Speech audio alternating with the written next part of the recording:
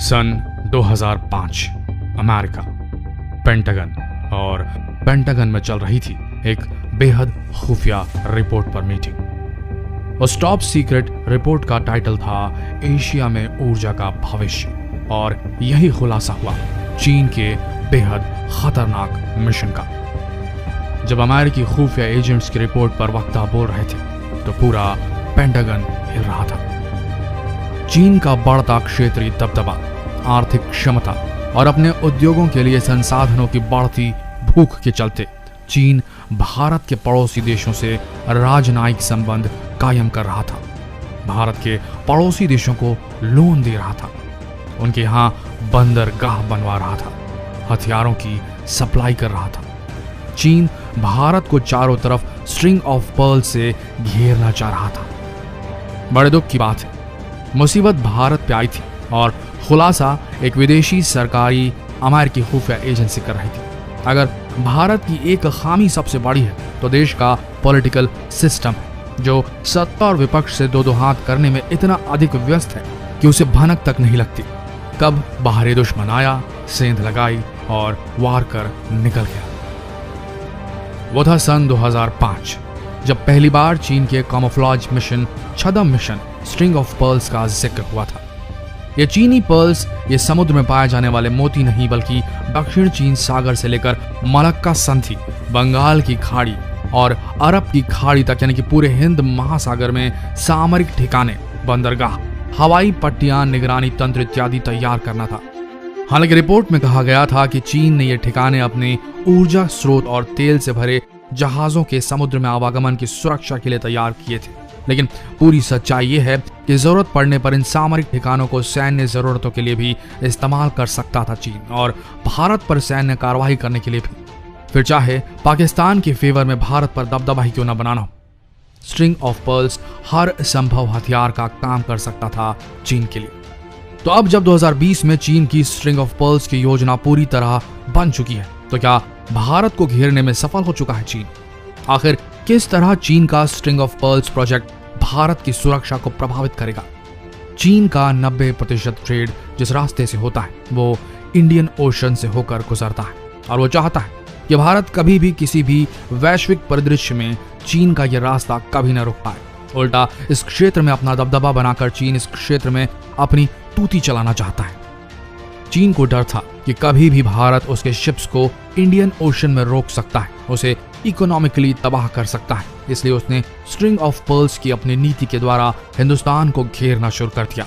चीन भारत के खिलाफ अपनी स्ट्रिंग ऑफ पर्ल्स नीति के तहत काम कर रहा था। इस नीति के तहत चीन भारत को हिंद महासागर में घेरने की कोशिश कर रहा था। चीन भारत के कई पड़ोसी देशों में अपने सैन्य और नौसैनिक अड्डे स्थापित कर रहा था, ताकि युद्ध के हालात में चारों ओर से भारत पर हमला कर सके। इन खाड़ियों के अलावा स्ट्रिंग ऑफ पर्ल्स प्रोजेक्ट के अंतर्गत पाकिस्तान में ग्वादर और कराची बंदरगाह में मिलिट्री बेस, श्रीलंका में कोलंबो और नए पोर्ट्स हम्बनटोटा में आर्मी फैसिलिटी के साथ साथ बांग्लादेश के चिटगांव में कंटेनर सुविधा बेस और म्यांमार में यांगून बंदरगाह पर मिलिट्री बेस की स्थापना को भी किया जाता है।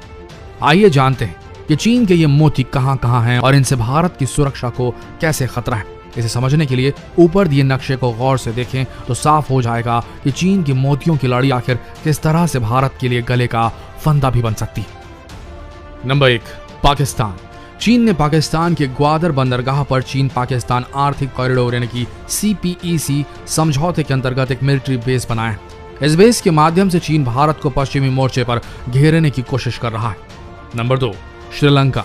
चीन ने श्रीलंका के हम्बनटोटा बंदरगाह से हिंद महासागर में अपनी नौसैनिक गतिविधियों के संचालन की योजना बनाई है। उल्लेखनीय है कि हम्बनटोटा बंदरगाह को विकसित करने के लिए श्रीलंका ने सबसे पहले भारत से ही आग्रह किया था, लेकिन इससे पहले कि भारत तैयार होता, चीन ने श्रीलंका को जरूरी मदद करने की पेशकश कर डाली और अपनी चाल में कामयाब भी हो गया। इस बंदरगाह पर हाल ही में चीन की पनडुब्बियों को देखा गया है।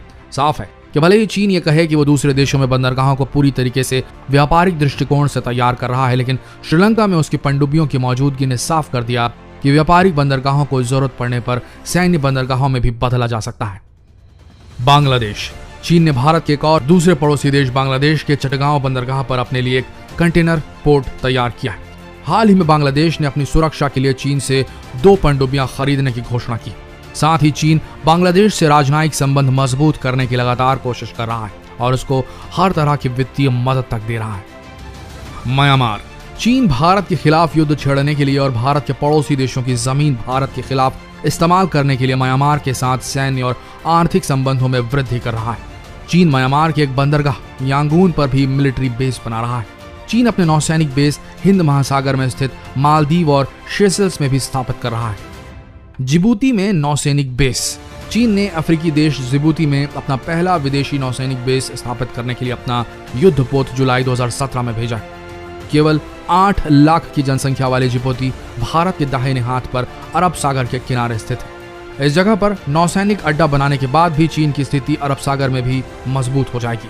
हालांकि चीन की निर्माण गतिविधियां इस जगह पर फरवरी 2016 से ही चल रही थी। ज्ञातव्य है कि चीन जिबूती बेस के लिए किराए के रूप में $20 मिलियन प्रतिवर्ष का भुगतान कर रहा है। सारांश के रूप में कहा जा सकता है कि चीन पूरे दक्षिण एशिया में अपना वर्चस्व कायम करना चाहता है और इस वर्चस्व को यदि कोई चुनौती दे सकता है तो वह है भारत।